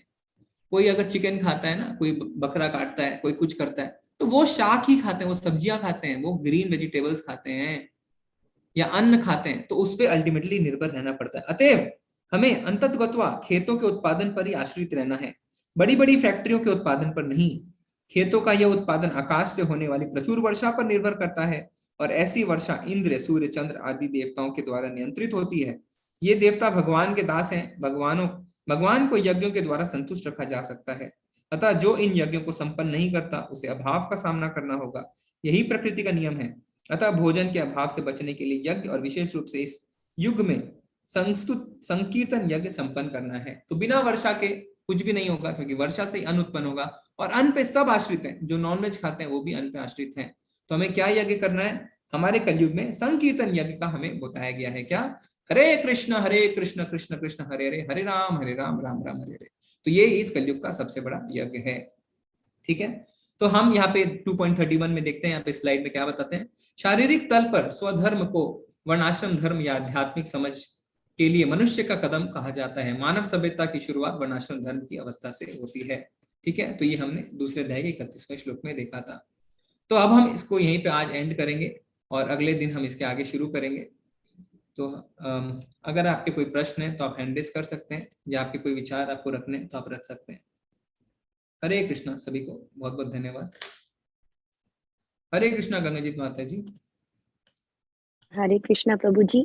प्रभु जी, आपने जैसा बताया कि जब जो खाना बनाता है उसके भाव ही उसमें आते हैं, तो अगर वो प्रसाद को भोग लगा के खिला रहा है तो सबके मन में भगवान के लिए श्रद्धा आएगी, विश्वास आएगा, भक्ति आएगी। और एक एग्जांपल और है, जैसे कोई बंदा कोई मीट खाता है, तो वो जब हम उसकी शॉप पे जाते हैं, मीट शॉप पे, तो जानवर डरा हुआ होता है कि भी हाय मुझे कब ये काट देंगे। तो वो जानवर डरा होता है, तो जब उसको काटते हैं लोग अपने घर में जाके कुक करते हैं, तो वो डरा हुए जानवर के इमोशन ही उस इंसान के अंदर आ जाते हैं, तो वो इंसान के अंदर भी डर बैठता है। जी, बहुत ही सुंदर बताया माता जी ने। और नमनिश्चर प्रभु इसके लिए कहते हैं, कोई पशु आपके शरण में आता है ना, उसे क्या लगता है कि चलो इस इंसान ने मुझे क्या दिया, आश्रय दिया। अब क्या है, वो बहुत खुश रहता है, आप उसे खाने को देते हैं, कभी कभी उसे प्यार भी करते हैं, फिर अचानक एक दिन आप उसे काट देते हैं। तो वो जिस शौक में होता है, आप सोच के देखिए, आपने किसी का आश्रय लिया, आप बहुत कठिन ना, जैसे युद्ध में देखिए, युद्ध में आपने किसी का आश्रय ले लिया। जो लोग देश छोड़ के भागते हैं, अपने राज्य को छोड़ के भागते हैं, किसी ने कहा ठीक है आ जाओ मेरे घर रहो, पर अगर एक दिन वो आपके साथ कुछ गलत कार्य करे, आपको मार दे, तो आप क्या बोलेंगे? मुझे आश्रय दिया, मुझे खाना दिया, मैं आप पे निर्भर हो गया और आपने मुझे मार दिया। वो मरते मरते क्या भाव रहा होगा उस पशु का, आप सोच के देखिए। और वो हम खाते हैं। ठीक है, तो माता जी ने जैसा बताया कि इसीलिए ये बहुत बड़ा पाप है ना, बहुत बड़ा पाप है। और इसमें शास्त्र बताते हैं कि हम किस नरक में जाके गिरेंगे हमें खुद ही नहीं पता है। ठीक है, पर अभी हम लेवल 2 में धीरे धीरे हम इसकी चर्चा करेंगे। अगर आप खाते हैं कोई बात नहीं, आप मालाएं करिए, पर हम शास्त्रों का ज्ञान होगा, धीरे धीरे हम देख सकते हैं इसे हम कैसे सुधार सकते हैं। थैंक यू माता जी। हरे कृष्णा। प्रभु जी, एक क्वेश्चन मुझे और पूछना है आपसे। मैंने ना एक्चुअली लेवल 2 की क्लासेस ना जो उन्होंने शुरू की थी ना, चेतन प्रभु जी ने, मैंने बिगिनिंग में अटेंड नहीं की क्योंकि टाइमिंग यहाँ के सूट नहीं करते थे। उनका संडे या सैटरडे का टाइम था, तो मैंने बिगिनिंग में अटेंड नहीं की। अभी आजकल उन्होंने ना वेडनेसडे एंड फ्राइडे को मॉर्निंग में कर दिया 8 o'clock। तो मैंने ना 6 या 7 चैप्टर से मैंने स्टार्ट करनी शुरू किए हैं। तो उनका जो 7th का क्विज है, जैसे मुझे क्लियर हो जाता है तो मैं उनके क्वेश्चंस के आंसर दे सकती हूँ, क्योंकि मैंने बिगिनिंग तो आपके लेवल से स्टार्ट की है, फर्स्ट क्लास, फर्स्ट चैप्टर। कोई बात नहीं, आप दोनों जगह कर सकते हैं। हाँ, अच्छी बात है, आप दोनों जगह करेंगे, आपकी नॉलेज और पुख्ता होगी। और कोई मिस्टेक अगर हम लोगों से होती है तो आप बता भी पाएंगे कि नहीं प्रभु जी आप गलत बता रहे हैं, इसको ऐसा है। तो ये अच्छी बात है। जी जी, थैंक यू प्रभु जी। हरे कृष्णा। बहुत ही धन्यवाद माता जी, आपका साथ बना के रखिए। प्रतीक्षा माता जी, हरे कृष्णा। हरे कृष्णा प्रभु जी। जी प्रभु माता जी, ये थोड़ा क्वेश्चन मेरा इससे रिलेटेड है या नहीं, लेकिन मैं थोड़ा आज बहुत ज्यादा उथल पुथल में थी कि एक बैड न्यूज आई हमारे कि एक माँ है, माँ जो है वो एक्सीडेंटली कोमा में है और उसके 2 बच्चे हैं। तो मेरे मन में बस ये क्वेश्चन तब से चल रहा था कि क्या उसके जो कर्म है अपने बच्चों के प्रति, अपने पति के लिए, अपने घर के लिए, वो कर्म उसके छूट जाएंगे, और वो क्या कर्म उसके यहीं तक थे, या एक माँ होने, एक लेडी होने के नाते वो कर्म क्या होंगे, उसका मतलब कुछ बहुत ज्यादा वो थी प्रभु जी। तो इसका मुझे कुछ वो नहीं मिल रहा है कि उसके जी कर्मों का क्या हुआ। हम जैसे सोचते हैं ना कि मैं मेरे बच्चा बड़ा करूंगी, मैं मेरे पति की सेवा करूंगी, मैं मेरे घर की सेवा करूंगी, तो उसके कर्म तो एंड एंड की उस पे चले गए ना प्रभु जी। तो आगे क्या है उसका मतलब, उसका क्या बोलूं मैं क्वेश्चन भी पूछ नहीं पा रही हूँ जी कि जी नहीं क्या माता जी, है ये। मैं समझ गया। इसमें 2 चीजें हैं। देखिए, सबसे पहले तो मैं इसको उदाहरण से बताता हूँ। नारद मुनि है ना, नारद मुनि जो थे वो दासी पुत्र थे, और बचपन में ही उनकी माँ जो है वो क्या करती थी, ब्राह्मणों के आश्रम में सेवा किया करती थी, और नारद मुनि उन्हीं के साथ उनकी मदद किया करते थे। उनकी माँ का बचपन में ही, जब वो छोटे रहते हैं, उनका देहांत हो जाता है। ठीक है, तो नारद मुनि बाद में भगवान को कहते हैं कि मैं आपके लिए बहुत आभारी हूं कि आपने ऐसा किया, क्योंकि अगर आप ऐसा नहीं करते तो मैं आपकी भक्ति में नहीं आ पाता। और आज नारद मुनि जो है, आप देख सकते हैं, हर समय उनके मुंह में नारायण नारायण है ना, वो किसी भी लोक में किसी भी समय जा सकते हैं, वो भगवान के अनन्य भक्त बन गए। तो स्थिति प्रतिकूल हो चाहे अनुकूल, वो भगवान की योजना है। क्योंकि जो पिता है, परम पिता है, वो हमेशा चाहता है कि हम घर वापस लौट आए। वो हमारे लिए कभी भी बुरा नहीं चाहते। सूर्यदम सर्वभूतानां, सबका मैं हितैषी हूँ और सबके लिए अच्छा ही चाहता हूँ। हम समझ नहीं पाते। शरीर जो है, वो जो कोई भी शरीर त्यागता है वो इस जन्म में शरीर त्याग रहा है, पर आत्मा तो नहीं मरती है ना जायते म्रियते व कदाची। आत्मा ना तो जन्मती है ना मरती है। और शरीर क्या है, देही नोश्मिता देहे कौमारम यौवनम जरा तथा देहांतर प्राप्ति धीरज सतर न मुह्यति। शरीर जो है वो क्या है, तरुण अवस्था से बाल्यावस्था से तरुण अवस्था, फिर वृद्ध अवस्था में अग्रेसर होती रहती है, और मृत्यु के बाद दूसरे शरीर में चली जाती है। तो शरीर का कुछ नहीं है, शरीर तो आत्मा त्यागती रहती है। जब शरीर व्यर्थ हो जाता है तो त्यागती रहती है। तो सबके जो है ना, भगवान जो है कर्म रहते हैं, और किसी के साथ ऐसा होता है, किसी का है ना बच्चा होते ही मर जाता है, कोई अपने बच्चों को बड़ा नहीं कर पाता है, वो शरीर त्याग देता है। तो इसमें कोई बात नहीं है, इसमें जो है सबके है ना कर्म लिखे हैं, कर्मों के फल हैं। और भगवान कहीं ना कहीं चाहते हैं कि वो या उनके परिवारजन, जो उनके निकट संबंधी हैं, वो सत्य को पहचाने और कहीं ना कहीं भक्ति में लगने की कोशिश करें। तो इसमें हमें बहुत ज्यादा विचलित होने की बात नहीं है माता जी। हम सोचते हैं ये तो हमारे निकट संबंधी होते हैं तो हम बहुत ज्यादा विचलित होते हैं, पर हम दिन भर पढ़ते रहते हैं ना। कोई बच्चा हुआ तो उसकी एक आंख नहीं थी है ना, उसको होते ही उसको सर्जरी हो गई, तो अभी तो उसने कर्म करने शुरू भी नहीं किए, तो ऐसा क्यों हो गया। तो ये हम पूरी पिक्चर नहीं देख रहे हैं, हम छोटी सी पिक्चर देख रहे हैं। पर पूरी पिक्चर अगर हम देखेंगे ना, हमारे कितने पूरे जन्म हुए हैं, कितने जन्मों में क्या क्या किया, तो उसमें हमें पूरा चीज समझ में आएगी। ठीक है माता जी। जी हरे कृष्णा। सभा माता जी हरे कृष्णा। हरे कृष्णा प्रभु जी।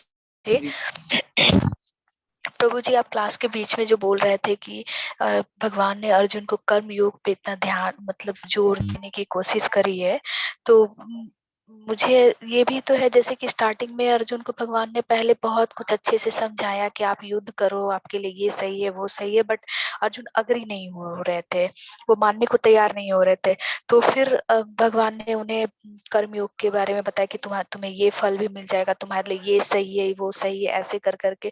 तो भगवान के वहां पे ये भी तो हो सकता है जैसे एट्रैक्टिव चीज हर लोगों को पहले अच्छी लगती है, भले वो हमारे लिए थोड़ी बुरी हो, हमारे लिए वो दुखदाई हो, बट वो अट्रैक्टिव चीज हमेशा अच्छी लगते हैं।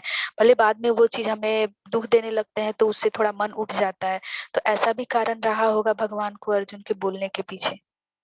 हाँ, तो उसमें जैसे हमने बताया ना, जब हमने बताया था कि भगवान उन्हें कहते हैं कि तुम अगर मरोगे तो स्वर्ग प्राप्त करोगे और जीतोगे तो राज्य करोगे, तो आनंद ही आनंद है।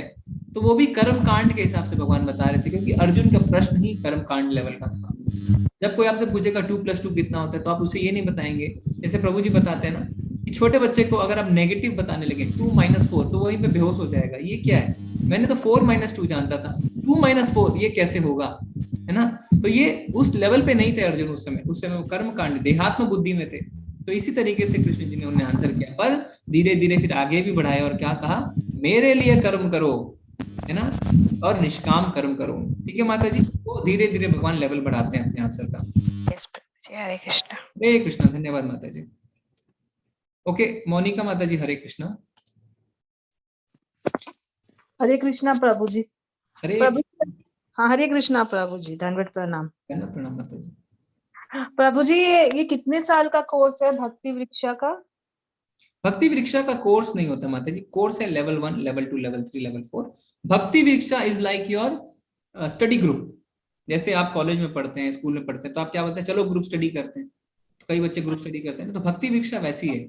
भक्ति वृक्षा में आप सब जैसे आज छोटे छोटे ग्रुप्स में मिले, तो इस तरीके से भक्ति वृक्षा बनाएंगे, उसमें आप मिलेंगे, रोज मिल सकते हैं, हफ्ते में 4 बार मिल सकते हैं, जैसे आपकी सुविधा हो। एक टाइम बना लीजिए, जैसे कि आप लोग सब 9 बजे वाले अगर हिंदी क्लास करते थे, अगर 9 बजे कंफर्टेबल है 9 PM, तो 9 to 10 PM आप सब बना लीजिए कि हम लोग मिलेंगे भक्ति वृक्षा के लिए, है ना। उसमें क्या होगा, उसमें आपस में आप लोग सेवाएं बांटिए, कोई जूम लिंक भेज देगा या कोई गूगल मीट का लिंक भेजेगा, उसमें आप आइए। अभी क्या है, चैप्टर 3 चल रहा है लेवल 2 में, अच्छा चलो हम चैप्टर 3 के जो है तात्पर्य पढ़ते हैं, है ना। तो कोई एक एक करके आप पढ़ सकते हैं, कोई एक जन श्लोक पढ़ सकता है, जैसे गरिमा माता जी अच्छा श्लोक पढ़ते हैं, तो उनको आप बोलिए कि आप माता जी श्लोक पढ़िए, हम लोग को भी सिखा दीजिए थोड़ा श्लोक, कोई अनुवाद पढ़िए, कोई तात्पर्य पढ़िए, फिर अगला कोई श्लोक पढ़िए। धीरे धीरे क्या होगा, आप सब आपस में बात करेंगे। जैसे मलय गोयल प्रभु जी ने बताया कि हम प्रैक्टिकली डिस्कस करने लग गए कि कैसे हम रोज, फिर उसमें आप आपस में ब्रेनस्टॉर्मिंग कर सकते हैं, डिस्कस कर सकते हैं, कुछ नहीं समझ में आए तो क्लास में भी पूछ सकते हैं ना, कुछ मुझे पता हो तो मैं बता दूं, नहीं पता हो तो फिर मैं प्रभु जी से पूछूं कि प्रभु जी ऐसे ऐसे बात पूछ रहे थे, इसका क्या जवाब हो सकता है। तो इस तरीके से हम भक्ति में आगे बढ़ सकते हैं डिस्कशन करके। तो भक्ति वृक्षा में और भी धीरे धीरे प्रैक्टिकल जो हमारे लाइफ में प्रॉब्लम आ रहे हैं, एकादशी व्रत करना है, अच्छा पारण का क्या समय है, कब व्रत खोलना है, आप अपने भक्ति वृक्षा ग्रुप में डाल दिया, है ना, किसी ने मैसेज कर दिया, आप कहेंगे अरे अभी तो मैं ट्रैवल कर रही हूँ, मैं अपना व्रत कैसे खोलूं, किसी ने आपको बता दिया माता जी ऐसे कर लीजिए। तो इस तरीके से हमारा गाइडिंग एक चीज बन जाएगी और आप रोज मिलेंगे तो एक फैमिली की तरह सब कुछ हो जाएगा। ठीक है माता जी, तो इसे भक्ति वृक्षा कहते हैं। ठीक है प्रभु जी, एक्चुअली मैं हैदराबाद से कनेक्टेड हूँ, तो मैं स्टार्टिंग से, मैं तो मैंगलोर से ही मेरा इस्कॉन से मेरा कनेक्शन स्टार्ट हुआ 8 months बैक रामानुज दास प्रभु जी से। अगर वो मुझे बता रहे कि अगर आपको इनिशिएशन चाहिए तो then you have to join Hyderabad, Mangalore वाले इनिशिएशन नहीं देंगे, बहुत लफड़े होएंगे, दैट इज मुझे थोड़ा सा टेंशन है पर नहीं तो माता जी अभी हम सब इनिशिएशन की तैयारी कर रहे हैं और प्रभु जी के थ्रू ही हमें इनिशिएशन मिलेगी, तो ऐसा कुछ नहीं है माता जी, आपको इनिशिएशन मिल जाएगी बैंगलोर से जी। तो मैं हैदराबाद में कर सकूंगी ना प्रभु जी के, वो लोग ऐसा तो नहीं बोलेगे आप मैंगलोर से ही जुड़े हैं तो सब नहीं, आप कोई भी सेवा कहीं भी दे सकते हैं ना, आप लोकल टेम्पल से भी जुड़े रह सकते हैं, यहाँ पे ऑनलाइन का बहुत कन्वीनियंस है, आप यहाँ से भी जुड़े रह सकते हैं, इसमें कोई बात नहीं है माता जी। और प्रभु जी वो मैंने एक्चुअली मेंबरशिप के लिए मुझे फॉर्म आया था जी, तो can't able to fill that form, मैंने प्रभु जी से रिक्वेस्ट की थी एक बार मुझे पर्सनल कॉल कीजिए, 1 month पहले ही, मतलब मुझे कोई कॉल तक भी नहीं आया अभी तक प्रभु जी। माता जी उसमें तो बहुत सिंपल फॉर्मेट है, उसमें तो आपको खाली नेम वगैरह ही लिखना है ना, name, mobile number, email address, उसमें तो ज्यादा जानकारी नहीं लेते जो फॉर्म में। पर अगर आपको कोई दिक्कत हो रही है ना तो आप ऐसा करिए, अभी तो ग्रुप में मेरा नंबर है, आप मेरे को बताइए, मैं आपको हेल्प कर दूंगा। फोटोग्राफ वगैरह कैसा भेजना प्रभु जी ऑनलाइन, फिर वो तो लड़के बता, नहीं फोटो खींच के उसको व्हाट्सएप में भेज दीजिए ना। ओके हाँ, ठीक है प्रभु जी। हाँ तो फोटो खींच के व्हाट्सएप में भेज दीजिए, फॉर्म फिलअप करके भेज दीजिए, तो उसमें अपने आप हो जाएगा। प्रभु जी जो मेंबरशिप आईडी है मुझे हैदराबाद की मिलेगी या मैंगलोर की, या ये पूरी यूनिवर्सल है? नहीं यूनिवर्सल है माता जी, उसमें ऐसा कुछ नहीं है, वो कार्ड को आप वर्ल्ड वाइड कहीं भी यूज कर सकते हैं जी। ओके प्रभु जी, थैंक यू। हरे कृष्णा हिमानी माता जी। हरे कृष्णा प्रभु जी। प्रभु जी मुझे 2 चीजें पूछनी थी, एक तो ये कि है ना मैं लेवल ये 2 का क्विज करना चाह रही हूँ, तो मैं कंफर्टेबल हूँ कि मैं नोटबुक या पेपर पे आंसर्स लिख के फिर उसे क्लिक करके अपलोड कर दूं, पर मुझे कहीं ऑप्शन नहीं दिख रहा है उसका, तो आप प्लीज इसमें हेल्प कर दीजिए जी। अगर नहीं है ना माता जी मैं उसको देख लेता हूँ और उसमें अगर नहीं है तो अपलोड का हम ऑप्शन डाल देंगे माता जी, कोई प्रॉब्लम नहीं है। हाँ जी, बस वही उससे अच्छा रहेगा, क्योंकि इतना सारा ना टाइप करते हैं और कभी कभी नेटवर्क का कुछ प्रॉब्लम हो जाए तो सारा शुरू से टाइप करना पड़ता है। जी अपलोड का ऑप्शन डाल देंगे माता जी, ठीक है। हाँ जी, और प्रभु जी आज की अटेंडेंस भी लगेगी? आज की अटेंडेंस लिंक माता जी अगर नहीं भी है तो कोई बात नहीं है, है ना, अगले दिन बता देंगे। तो उसमें ठीक है, दिक्कत नहीं है। जी जी जी ठीक है। जी। हरे धन्यवाद प्रभु जी। हरे हरे कृष्ण। कृष्णा। धन्यवाद माता जी। मैं चैट से ले लेता हूँ एक बार। पवन दुबे प्रभु जी को भी अच्छा लगा। सुधीर प्रभु जी भी कह रहे ग्रुप डिस्कशन बहुत अच्छा था। हेमा माता जी को मैंने बताया ग्रुप डिस्कशन क्या था। आंसर पेपर पे लिख के कैसे सबमिट करें, हिमानी माता जी को अभी हमने डिस्कशन कर लिया। ठीक है। विपुल प्रभु जी कह रहे हैं हम रोज अभी 3 माला करते हैं, पर कभी कभी ऐसा होता है कि काम से थकान के कारण या मन बेचैन होता है, तो कभी माला करने का मन नहीं होता है या माला करते वक्त भी ध्यान नहीं रहता, तो क्या करना चाहिए? हमें फिर भी मन को मना का माला कंटिन्यू करने चाहिए। ये मन प्रभु जी हम तो माला इसीलिए करते हैं ना, मन शांत हो जाए। धीरे धीरे माला से आपका ऐसा रिश्ता बन जाएगा, जब विचलित होगा मन ना, आप कहेंगे मुझे 10 मिनट दो, और आप कहेंगे हरे कृष्ण कृष्ण कृष्ण हरे हरे, हरे राम राम राम हरे हरे। ऐसा रिश्ता बनाना है हमें माला से कि जब मन विचलित हो तो हम वी लुक फॉरवर्ड टू, जब हम चैंटिंग को लुक फॉरवर्ड करें कि हाँ मन विचलित है, अभी मैं चैंटिंग कर लेता हूँ थोड़ा ना, मेरा मन शांत हो जाएगा। तो अभी माया है ना, थोड़ा थोड़ा हो सकता है परेशान करे, पर मन विचलित है तो अब ये सोचिए कि मैं माला करूंगा तो मन तो शांत होगा। और ध्यान का कोई बात नहीं है, जब आपको लगता है ध्यान इधर उधर हो गया, तुरंत ध्यान को खींच के लाइए। इसीलिए क्या है, जो मुंह से बोलना है कान से सुनना है, ये इंपॉर्टेंट है। हरे कृष्ण कृष्ण कृष्ण हरे हरे, हरे राम राम राम हरे हरे, इस पे ध्यान दीजिए। ठीक है प्रभु जी। ओके। रजनी माता जी कह रहे हैं हिंदी टाइम। माता जी भागवत यानी आप भागवतम का हिंदी टाइम बोल रहे हैं, तो सुबह 8 बजे क्लास होती है माता जी। ठीक है, भागवत की। जी। लाइफ टाइम मेंबरशिप का कोई चार्ज है प्रभु जी? जी प्रभु जी, लाइफ टाइम मेंबरशिप का चार्ज है। आप वेबसाइट पे जाके देखिए iskonmangaluru.com पे, और वहां से आप जो है उसको सब्सक्राइब कर सकते हैं और फॉर्म भी ले सकते हैं। अगर आपको दिक्कत है तो आप मेरे को पर्सनल मैसेज करिए व्हाट्सएप में, मेरा नंबर आपको मिल जाएगा व्हाट्सएप ग्रुप में। तो ये नीरज प्रभु जी, आपको भी मेंबरशिप लेनी है ना, तो मेंबरशिप के लिए मैं अभी लिंक डाल देता हूँ चैट में। लाइफ मेंबरशिप के लिए काफी लोगों का क्वेरीज है, तो आपको मैं वेबसाइट देता हूँ, वहां पे लाइफ मेंबरशिप का ऑप्शन है। तो वहां से आप क्या कर सकते हैं, आप लाइव मेंबरशिप ले सकते हैं, और फिर जब आप पेमेंट कर देंगे तो उसके बाद जब आप पेमेंट कर देंगे तो क्या होगा, आपको मंदिर से फोन आएगा और आपको फॉर्म भी दिया जाएगा जिसे आप भर के भेज सकते हैं उन्हें। ठीक है, तो अभी मैं आपको भेज रहा हूँ।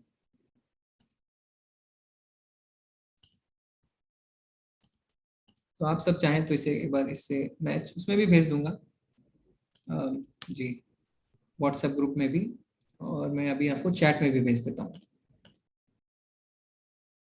जी आप देखिए चैट में आपको ये लिंक है, इस लिंक पे जो है आप वो कर सकते हैं। इसे मैं अभी यहाँ पे भेजता हूँ जी, लाइफ मेंबरशिप।